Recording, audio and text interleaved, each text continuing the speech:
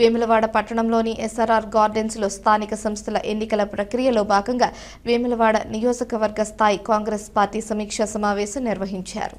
ఈ కార్యక్రమానికి రాష్ట్ర ప్రభుత్వ విప్ ఆది శ్రీనివాస్ ముఖ్య అతిథిగా హాజరయ్యారు. ఈ సందర్భంగా ఆయన మాట్లాడుతూ రాబోయే ఎన్నికల్లో కాంగ్రెస్ పార్టీ అభ్యర్థుల విజయమే ప్రధాన లక్ష్యమని, అందరూ ఒకే తాటిపై పనిచేయాలని పిలుపునిచ్చారు. అభ్యర్థుల ఎంపిక సెలెక్ట్ అండ్ ఎలెక్ట్ విధానంలో పూర్తిగా పారదర్శకంగా జరుగుతుందని తెలిపారు. దేశంలో బడుగు బలహీన వర్గాలకు కాంగ్రెస్ ఎప్పుడూ అండగా నిలుస్తోందని గుర్తు చేశారు.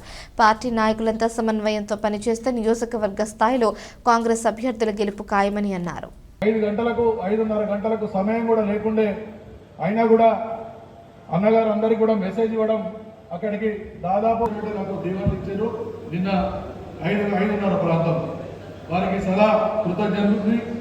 అలాగే మళ్ళీ మంత్రి గారి యొక్క టైం తీసుకొని, అన్నగారి యొక్క టైం తీసుకొని ఈ 30 లోపల మనకు పెద్ద కార్యక్రమాలతో మనందరి కార్యక్రమం చేస్తాం. 30 తారీఖులో మీకు తెలియజేసుకుంటూ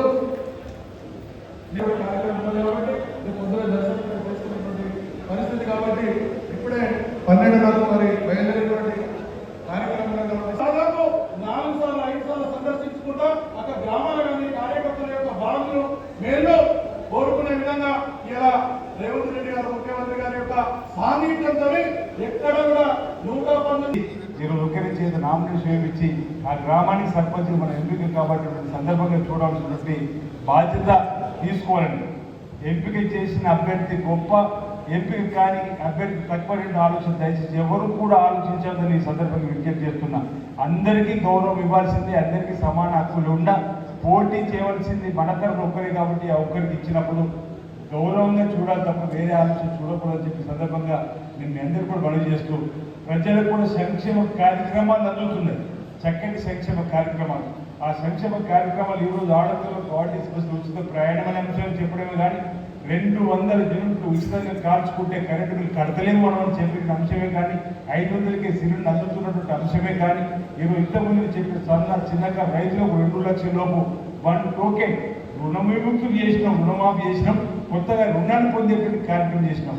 వారి భుజం తట్టితే, వారి కళ్ళను తట్టితే, వారి గడప దగ్గరికి వెళ్ళి ఈ పథకాలు రేవంత్ రెడ్డి గారి సర్కారు ఇందిరా రాజ్యంలో వస్తున్నటువంటివి మనం చెబితే వారు మననం చేసుకొని మన వైపు రావడానికి అవకాశం ఉండేటువంటివి. ఇద్దరి మధ్యలో ఉంటే, ముగ్గురు మధ్యలో ఉంటే వారికి నచ్చ చెప్పి ఒక్కరిని పెట్టేటువంటి కార్యక్రమంలో నేను తప్పనిసరిగా చొరవ చూపిస్తానని చెప్పని మాట సందర్భంగా ఇక్కడ ఉన్నటువంటి పెద్దలందరూ కూడా తెలియజేస్తూ మరి ఈనాటి కార్యక్రమం రాత్రి మనం షెడ్యూల్ వచ్చింది 6:30 అనుకుంటా, బయట 7:30 తెలిసింది. 8:30 ఆ ప్రాంతంలో మనం అందరం కూడా అనుకోని, ఎందుకంటే రేపటి నుంచే నామినేషన్. మరి ఒకవేళ ఇలాంటి సమావేశం ఏర్పాటు చేసుకోక ఎవరికైనా బాధ్యత చేయకపోతే ఇబ్బంది కాబట్టి రాత్రి వాట్సాప్ గ్రూపుల ద్వారా మీకు సమాచారం ఇవ్వగానే సుమారు 1000 పైన మన నాయకులు కార్యకర్తలు వచ్చారు. అందరికీ ప్రత్యేకమైనటువంటి అభినందనలు, ధన్యవాదాలు.